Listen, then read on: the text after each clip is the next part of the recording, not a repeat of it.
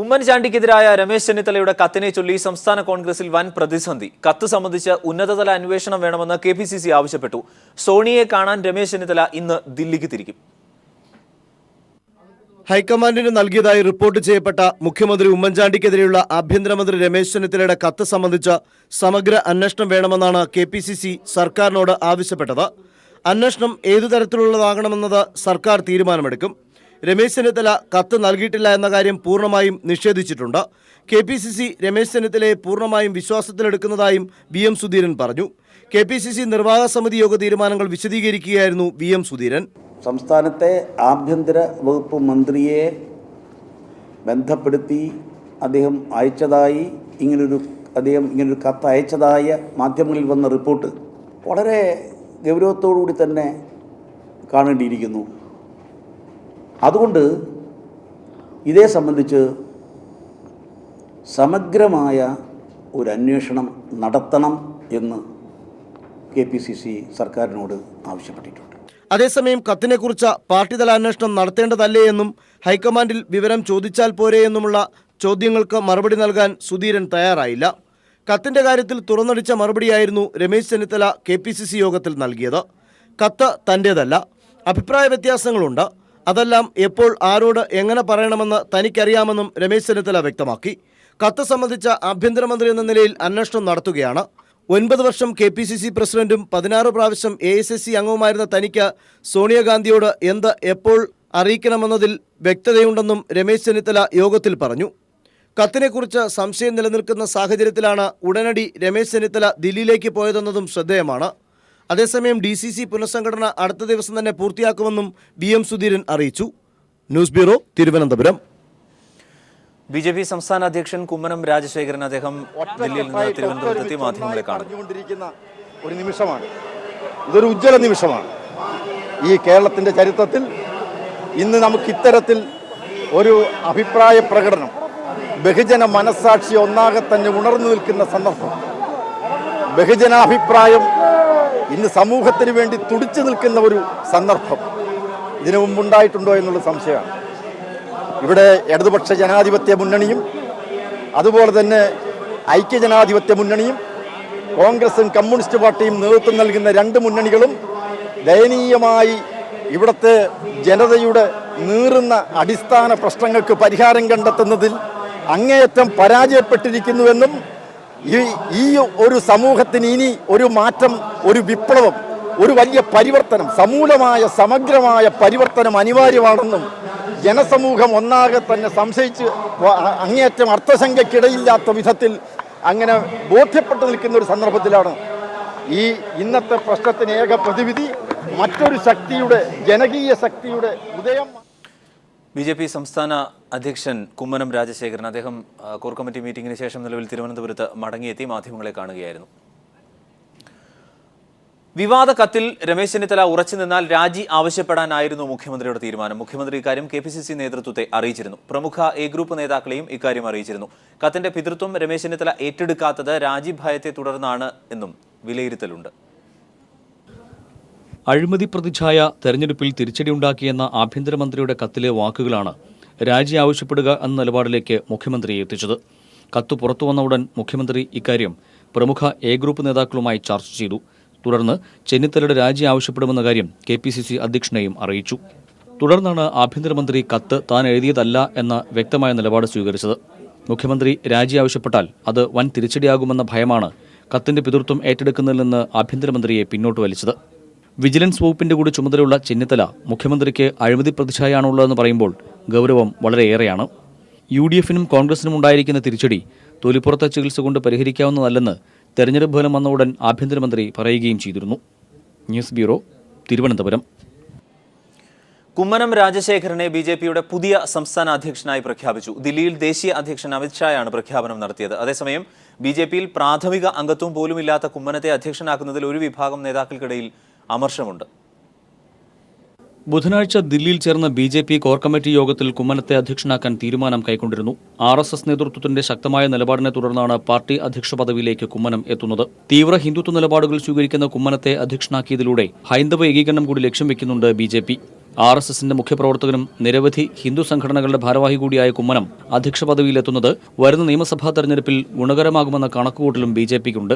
അതേസമയം പ്രാഥമിക അംഗത്വമോ സാധാരണ പ്രവർത്തകനായി BJPയിൽ പ്രവർത്തിച്ചുള്ള പാരമ്പര്യമോ ഇല്ലാത്ത വ്യക്തിയെ സംസ്ഥാന അധ്യക്ഷനാക്കിയതിൽ ഒരു വിഭാഗം സംസ്ഥാന നേതാക്കൾക്കിടയിൽ അമർഷമുണ്ട്. മിസ്ഡ് കോളിലൂടെ BJP അംഗത്വം വർദ്ധിപ്പിക്കാൻ ശ്രമം നടത്തിയപ്പോൾ പോലും കുമ്മനം അതിന് തയ്യാറായിരുന്നുമില്ല. പ്രാഥമിക അംഗത്വം പോലുമില്ലാത്ത വ്യക്തിയെ അധ്യക്ഷനാക്കിയതിൽ BJP പ്രവർത്തകർക്കിടയിലും അമർഷമുണ്ട്. നിലവിലെ അധ്യക്ഷൻ V. മുരളീധരനെ തെരഞ്ഞെടുപ്പ് പ്രചരണ സമിതി കൺവീനറായും കേന്ദ്ര നേതൃത്വം തീരുമാനിച്ചു. News bureau, Thiruvananthapuram. RSS മുന്നോട്ട് വയ്ക്കുന്ന തീവ്ര ഹിന്ദുത്വത്തിന്റെ കേരളത്തിലെ പ്രചാരകൻ എന്ന നിലയിൽ നിന്നാണ് BJPയുടെ പുതിയ സംസ്ഥാന അധ്യക്ഷനായി കുമ്മനം രാജശേഖരൻ എത്തുന്നത്. വിദ്യാഭ്യാസകാലം മുതലേ രാഷ്ട്രീയ സ്വയംസേവക സംഘത്തിന്റെ സജീവ പ്രവർത്തകനായിരുന്നു കോട്ടയം കുമ്മനം സ്വദേശിയായ രാജശേഖരൻ. പതിറ്റാണ്ടുകളായി കേരളത്തിൽ ഹൈന്ദവ പ്രസ്ഥാനങ്ങളുടെ ശബ്ദം. കത്തോലിക്ക സഭയുടെ മുഖപത്രമായ ദീപികയിൽ പത്രപ്രവർത്തകനായി ജോലി ചെയ്യവെയാണ് ജന്മഭൂമി പത്രം തുടങ്ങുന്നതും കുമ്മനം രാജശേഖരൻ അതിന്റെ ഭാഗമാകുന്നതും. RSSന്റെ സംഘടനാ തത്വമനുസരിച്ച് മുഴുവൻ സമയ പ്രചാരകൻ വിവാഹിതനാകാൻ പാടില്ല. അവിവാഹിതനായാണ് അദ്ദേഹം ജീവിക്കുന്നത്. 1983 നിലയ്ക്കൽ പള്ളി സമരത്തിന്റെ വിജയമാണ് കുമ്മനം രാജശേഖരനെ തീവ്ര ഹൈന്ദവതയുടെ വക്താവാക്കി മാറ്റുന്നത്. 2003 മാറാട് കലാപകാലത്താണ് കുമ്മനത്തിന്റെ രാഷ്ട്രീയ മുഖം സംഘപരിവാർ പ്രസ്ഥാനങ്ങൾക്ക് പുറത്ത് കേരളം കൂടുതൽ പരിചയപ്പെടുന്നത്. മാറാടിന് ശേഷം കുമ്മനം സംഘപരിവാർ പ്രസ്ഥാനത്തിന് പുറത്ത് ഇടപെടൽ നടത്തിയത് ആറന്മുള വിമാനത്താവളത്തിനെതിരായ സമരത്തിലൂടെയായിരുന്നു. SNDPയെയും വെള്ളാപ്പള്ളി നടേശനെയും സംഘപരിവാർ പാളയത്തിലേക്ക് നയിച്ചതിന്റെ ക്രെഡിറ്റ് കുമ്മനം രാജശേഖരനാണ്. NSSനെ കൂടി സമാന പാതയിലേക്ക് നയിക്കാനുള്ള നീക്കങ്ങൾക്ക് കരുത്തു പകരാൻ കൂടിയാണ് മോദി അമിത്ഷാ സഖ്യം ഈ RSS പ്രചാരകനെ BJPയുടെ സംസ്ഥാന അധ്യക്ഷ പദവിയിൽ വാഴിക്കുന്നത്. അടുത്ത നിയമസഭാ തെരഞ്ഞെടുപ്പിൽ നിർണായക ശക്തിയാവുകയെന്ന BJPയുടെ വലിയ ലക്ഷ്യമാണ് കുമ്മനത്തിന് പ്രാവർത്തികമാക്കേണ്ടത്. കേരളത്തിൽ ന്യൂനപക്ഷ പ്രീണനം നടക്കുന്നുവെന്ന RSSന്റെ പ്രചാരണത്തിന് കൂടുതൽ തീവ്രത പകരുന്ന കർമ്മപരിപാടികളാകും കുമ്മനം ആവിഷ്കരിക്കുക. കേരളത്തിൽ പാർട്ടിയുടെ അടിത്തറ ശക്തമാക്കാൻ മൃദു ഹിന്ദു സമീപനങ്ങൾ മതിയാകില്ലെന്നും തീവ്ര നിലപാടുകൾ തന്നെ വേണമെന്നുമുള്ള സംഘപരിവാർ നിലപാടാണ് പാർട്ടിയുടെ പ്രാഥമിക അംഗം പോലുമല്ലാത്ത കുമ്മനത്തെ സംസ്ഥാന അധ്യക്ഷനാക്കിയതിലൂടെ വ്യക്തമാകുന്നത്. Political desk. അന്താരാഷ്ട്ര വിപണിയിൽ അസംസ്കൃത എണ്ണയുടെ വില 1/3 കുറഞ്ഞിട്ടും ഇന്ധനവിലയിൽ മാറ്റം വരുത്താത്ത കേന്ദ്ര സർക്കാർ നടപടിക്കെതിരെ പ്രതിഷേധം ശക്തമാണ്. അസംസ്കൃത എണ്ണയുടെ വില അന്താരാഷ്ട്ര വിപണിയിൽ ബാരലിന് $120 നിന്ന് $36 കുറഞ്ഞെങ്കിലും കേന്ദ്രം കുറച്ചത് 5 രൂപയാണ്. 5 രൂപ കുറച്ചപ്പോൾ 6 രൂപ നികുതി കൂട്ടുകയും ചെയ്തു കേന്ദ്ര സർക്കാർ. നരേന്ദ്രമോദി അധികാരത്തിലെത്തിയ ശേഷം അന്താരാഷ്ട്ര വിപണിയിൽ ക്രൂഡ് ഓയിലിന്റെ വില 1/3 കുറഞ്ഞു. എന്നാൽ പെട്രോൾ വില കേവലം 5 രൂപ മാത്രമാണ് കുറച്ചത്. അതേസമയം എക്സൈസ് നികുതി 5 തവണയായി 6 രൂപ കൂട്ടി. ക്രൂഡിന്റെ അന്താരാഷ്ട്ര വിലയനുസരിച്ച് പെട്രോളിന് 53 പൈസയും ഡീസലിന് 50 പൈസയും കുറച്ചതിന് പിന്നാലെ എക്സൈസ് നികുതി ഇനത്തിൽ കേന്ദ്രം പെട്രോളിന് 30 പൈസയും ഡീസലിന് 1 രൂപ 17 പൈസയും കൂട്ടുകയായിരുന്നു.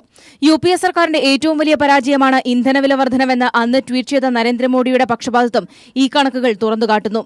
ഇന്ധന വർധനവ് മൂലം ഗുജറാത്ത് സർക്കാരിന് 100 കണക്കിന് കോടിയുടെ അധിക ബാധ്യത വരുന്നുവെന്ന് പരിതപിച്ച മോദി പക്ഷേ പ്രധാനമന്ത്രിയായപ്പോൾ സംസ്ഥാനങ്ങൾക്കുണ്ടാകുന്ന ബാധ്യത തെല്ലും കണക്കിലെടുക്കുന്നില്ല. മോദി അധികാരമേൽക്കുമ്പോൾ ക്രൂഡ് ബാരലിന് വിപണിയിൽ $120 ആയിരുന്നു വില. ഇന്ന് അത് $36 കുറഞ്ഞു. എന്നാൽ അന്ന് 69 രൂപ 15 പൈസയായിരുന്ന പെട്രോളിന്റെ വില 63 രൂപ 67 പൈസയായി നിൽക്കുന്നു. ക്രൂഡിന്റെ വിലയുടെ അടിസ്ഥാനത്തിൽ 25 രൂപ മാത്രമേ ഈടാക്കാനാകൂ. കൊച്ചിയിൽ 63 രൂപ 67 പൈസയുള്ള പെട്രോളിന് കേന്ദ്രം എക്സൈസ് നികുതിയായി ജനങ്ങളിൽ നിന്ന് പിരിക്കുന്നത് 19 രൂപ 36 പൈസയാണ്. സംസ്ഥാന സർക്കാർ വിൽപ്പന നികുതിയായി 15 രൂപ 70 പൈസയും 28 രൂപ 61 പൈസ അടിസ്ഥാന വിലയുള്ള പെട്രോളിന് 35 രൂപ 60 പൈസയാണ് ഈ രണ്ട് സർക്കാരുകളും കൂടി കൊള്ളയടിക്കുന്നതെന്നർത്ഥം. ഡീസലിന്റെ സ്ഥിതിയാണ് ഇതിലും കഷ്ടം. പെട്രോൾ കമ്പനികളുടെ എല്ലാ കൊള്ളലാഭവും കഴിഞ്ഞ് 14 രൂപ 81 പൈസ മാത്രമാണ് 1 ലിറ്റർ ഡീസലിന്റെ അടിസ്ഥാന വില. ജനങ്ങൾ കൊടുക്കേണ്ടതാകട്ടെ 49 രൂപ 57 പൈസ. ഇരട്ടിയിലേറെ രൂപയാണ് രണ്ട് സർക്കാരുകളും കൂടി ജനങ്ങളെ പിഴിയുന്നത്.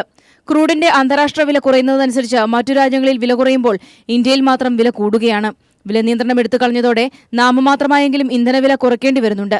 ഇതിന് ബദലായാണ് കേന്ദ്രം നികുതി കൂട്ടുന്നത്. News desk.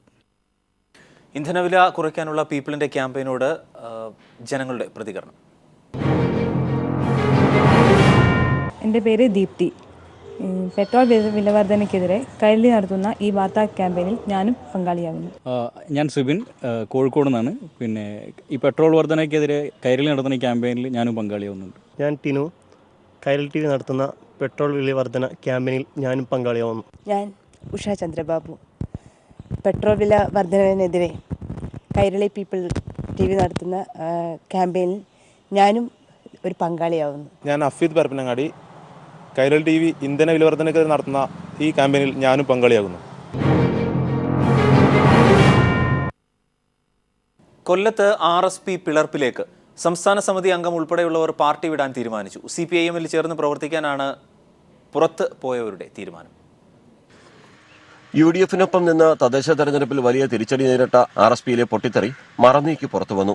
സംസ്ഥാന കമ്മിറ്റി അംഗവും കൊല്ലം ജില്ലയിലെ പാർട്ടിയുടെ സജീവ സാന്നിധ്യവുമായ രഘുത്തമൻ പിള്ളയുടെ നേതൃത്വത്തിലാണ് ഒരു വിഭാഗം CPIM-ലേക്ക് പോകുന്നത്. അങ്ങനെ കോൺഗ്രസിൻ്റെ കൂടെ ഈ പാർട്ടി നിൽക്കുന്നിടത്തോളം കാലം ഈ പാർട്ടി രക്ഷപ്പെടത്തില്ല എന്നാണ് എന്നെപ്പോലുള്ള ആളുകളുടെ വിലയിരുത്തൽ. അതുകൊണ്ട് ഇടതുപക്ഷ മൈൻഡ് ഉള്ള ഒരാളെന്നുള്ള നിലയിൽ നമുക്ക് ഇടതുപക്ഷ പ്രസ്ഥാനങ്ങളുമായിട്ട് മുമ്പോട്ട് പോകണമെന്നാണ് ആഗ്രഹിക്കുന്നത്. CPIM സംസ്ഥാന കമ്മിറ്റി അംഗം MV ഗോവിന്ദൻ മാസ്റ്റർ കഴിഞ്ഞ ദിവസം കൊല്ലത്തെത്തി രഘുത്തമൻ പിള്ളയടക്കം അസംതൃപ്തരായ RSP നേതാക്കളോട് ചർച്ച നടത്തിയിരുന്നു. പാർട്ടിയുടെ സംസ്ഥാന നേതാക്കളുടെ സ്ഥാപിത താൽപര്യമാണ് തിരിച്ചടി നേരിട്ടിട്ടും ഇപ്പോഴും UDF-ൽ തുടരാനുള്ള കാരണമെന്നാണ് രഘുത്തമൻ പിള്ള കുറ്റപ്പെടുത്തുന്നത്. സമാന ചിന്താഗതിക്കാരായിട്ടുള്ള വിവിധ പഞ്ചായത്തുകളിൽ ആളുകളുമായിട്ട് ബന്ധപ്പെട്ട് ഞങ്ങൾ കൂട്ടായിട്ട് ആലോചിച്ച് CPM-മായി ബന്ധപ്പെട്ട് പ്രവർത്തിക്കാനാണ് തീരുമാനിച്ചത്. നിയമസഭാ തെരഞ്ഞെടുപ്പിന് മുൻപ് കൊല്ലം ജില്ലയിലെ അസംതൃപ്തരായ RSPക്കാരെ പരമാവധി സ്വന്തം കൂടാരത്തിലേക്ക് എത്തിക്കാനാണ് CPIM ശ്രമം. ഇതിനായി CPIM-ന്റെ മുതിർന്ന നേതാക്കൾ തന്നെ രംഗത്തുണ്ട്. RSPയുടെ യുവജന സംഘടനയായ RYF-ന്റെ പ്രവർത്തകരടക്കം ഇടതുമുന്നണിയിലേക്ക് പോകാനുള്ള തയ്യാറെടുപ്പിലെന്നാണ് സൂചന. ന്യൂസ് ബ്യൂറോ, കൊല്ലം. KSFE-യുടെ ക്രിസ്മസ് പുതുവത്സര പദ്ധതിയായ ഭാഗ്യശ്രേയസ് ചിട്ടി 2015-ന്റെ ഉദ്ഘാടനം തൃശൂരിൽ നടന്നു. KSFE ആസ്ഥാനത്ത് നടന്ന ചടങ്ങിൽ ചെയർമാൻ PT ജോസ് ഉദ്ഘാടനം നിർവഹിച്ചു. KSFE MD P രാജേന്ദ്രൻ അധ്യക്ഷനായിരുന്നു. 540-ൽ പരം ശാഖകളിലൂടെ തുടങ്ങുന്ന ഭാഗ്യശ്രേയസ് ചിട്ടി വരിക്കാർക്ക് നറുക്കെടുപ്പിലൂടെ ഒന്നാം സമ്മാനമായി ഒരാൾക്ക് 50 പവൻ സ്വർണവും രണ്ടാം സമ്മാനമായി 38 പേർക്ക് 5 പവൻ സ്വർണവും സമ്മാനമായി നൽകും. പദ്ധതിയിൽ അംഗമാകുന്നവർക്ക് പ്രത്യേക ചിട്ടി വായ്പാ സൗകര്യവും ഏർപ്പെടുത്തിയിട്ടുണ്ട്. ശബരിമല തങ്കയങ്കി ഘോഷയാത്രയ്ക്കുള്ള രഥത്തിന്റെ നിർമ്മാണം അന്ത്യഘട്ടത്തിലേക്ക്. കഴിഞ്ഞ 42 വർഷമായി രഥനിർമ്മാണത്തിന് നിയോഗം ലഭിച്ച തങ്കപ്പൻ ആശാരിയാണ് ഇത്തവണയും ശബരിമല ക്ഷേത്ര മാതൃകയിൽ രഥം ഒരുക്കുന്നത്.